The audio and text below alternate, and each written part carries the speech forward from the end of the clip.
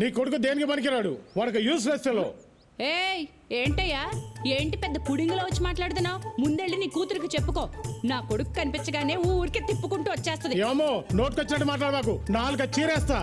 సాంబశివరావు, మాటలు తిన్నగా రాని. నా గురించి తెలుసుగా. తెలుసు, అదేదో నీ పిల్లానికి చెప్పు. నీ కొడుకుని చూసుకొని తెగరెచ్చిపోతుంది. రెచ్చిపోద్దయ్యా, రెచ్చిపోద్ది. ఏం చేస్తా వాడు అంతే. వెళ్ళవయ్యా, మీరు రండి. షబాబా, రండి రండి చెప్తాను.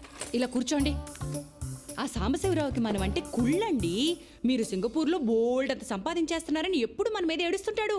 అది కాదే, వాడు నా ముందే నిన్ను ఎన్ని మాటలు అన్నాడు. ఇక నేను లేనప్పుడు ఎన్ని మాటలు ఉంటాడో ఊహించగలను. చెప్తా వాడి సంగతి. మీరేం కంగారు పడక్కర్లేదు. నా కొడుకు అజయ్ ఉండగా నాకేం భయం చెప్పండి. వాడికి కానీ తెలిసిందా తాట తీసేస్తాడు. నేను నిన్ను కొట్టానని చెప్పు, నా తాట కూడా తీస్తాడేమో నీ కొడుకు. అబ్బబ్బా, ఎప్పుడు వాడిని ఏదో ఒకటి అంటూ ఉంటారు. మొన్నే ఆ మలయాళ జ్యోతిష్యుడి దగ్గరికి వెళ్ళొచ్చానండి. మన వాడికి గ్రహాలేవో బాలేవటండి. నెత్తి మీద శని తిరుగుతున్నట్ట, 2 నెలల్లో దిగిపోతాడట. ఆ తర్వాత గురుడు వచ్చి కూర్చుంటాట. ఇంకా అప్పుడు మనవాడు కింగ్ అయిపోతాడు. చూడండి, కింగ్ కాదు, దొంగ అవుతాడు. సర్లేండి, మీరెళ్ళి స్నానం చేసి రండి. మీకోసం చికెన్ ఉండాను. చికెన్ కర్రీ నా కోసం నువ్వు చేసావు అంటే నేను నమ్మాలి. ఆ పనికి మాలిన ఎదవ కోసం చేసుంటావు, ఆ మాత్రం తెలీదా? రాని చెప్తా వాడి సంగతి. ఈయన కోపం ఎప్పుడు తగ్గుతుందిరా దేవుడా.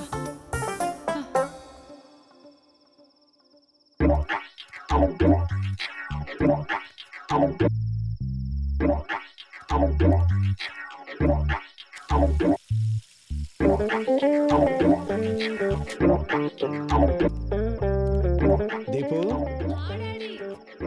రామ్మ, టైం అయింది. అమ్మ చికెన్ కర్రీ చేసింది, అదిరిపోద్ది. High chicken.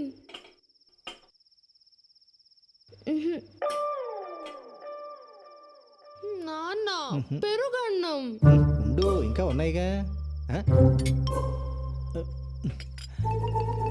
లక్ష్మి, చికెన్ ఏది? రెక్కలో చెగిరిపోయాడు.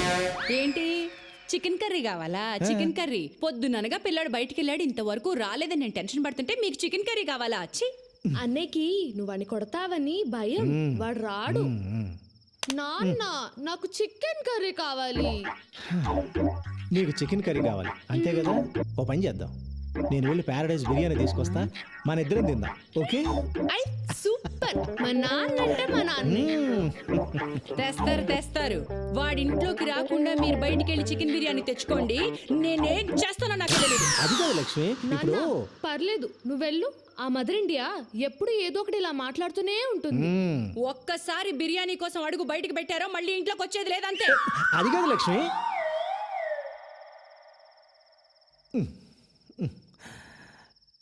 దీపు నాన్న, ఈ పూటకు పెరుగు అన్నంతో సర్దుకో. కావాలంటే రేపు తీసుకొస్తాను, సరేనా? అమ్మ చాలా కోపంగా ఉంది, అందుకని పెరుగు అన్నం తినేద్దామే. వద్దు, నాకు పెరుగన్నం వద్దు, నేను తినా. ప్లీజ్ నాన్న, ప్లీజ్. ఈ ఒక్క పూటగా నాన్న చెప్పినట్టు వినవా? సరే. Good girl.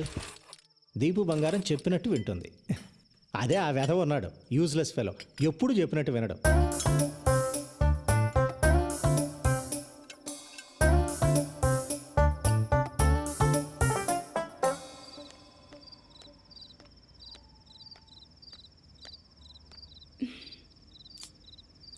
ఎంతసేపు అయిందో.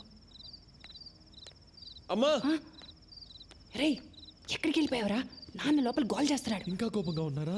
రా. బాగా ఆకలేస్తమ్మా. ఆకలిస్తుంది నాన్న. వెనక నుంచి మెల్లగా చప్పుడు చేయకుండా రా. రా.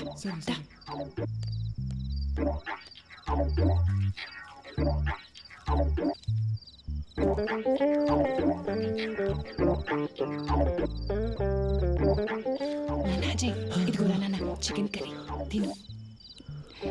పొద్దునగా ఎప్పుడు తిన్నావో ఏంటో. తిన్నాను. ఈయన గారి కోపం వల్ల కన్న కొడుకుని బయట నిలబెట్టి మరీ తినిపించాల్సి వస్తుంది. నువ్వు తిన్నా.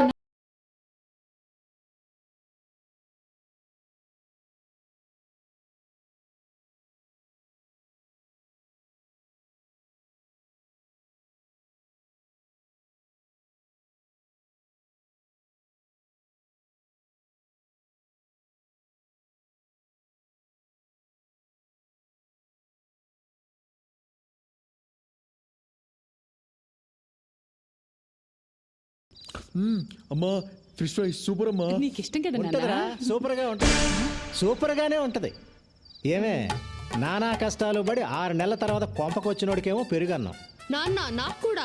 అవును ఆపవే. అడ్డగాడిదలాగా ఊరంతా బాలాదూరు తిరిగి వచ్చినోడికేమో చికెన్ కర్రీ ఫిష్ ఫ్రై బాగుందే నీ వ్యవహారం ఇలాంటి అమ్మని ఎవరైనా చూసారా? Mother India. ఏంటే మీ నాన్నగారు వచ్చారు కదా అని ఓ తెగ రెచ్చిపోతున్నావు. దిష్టి కొట్టేస్తున్నారు. నువ్వు తిన్నా ఆ, మెక్కమ్మా బాగా మెక్కు ఇదిగో లక్ష్మి ఇప్పుడే చెప్తున్నా ఏదో ఒక రోజు వీడు నిన్ను నన్ను రోడ్డు మీదకి లాగి మనం పరువు తీయకపోతే నా పేరు మార్చుకుంటా ఊరుకోండి. అమ్మా ఇంకొంచెం చికెన్ పెట్టమ్మా. ఓకే నాన్న. చిచ్చి. రే మనిషి అన్నాక కాస్తైనా సిగ్గుండాలరా ఈ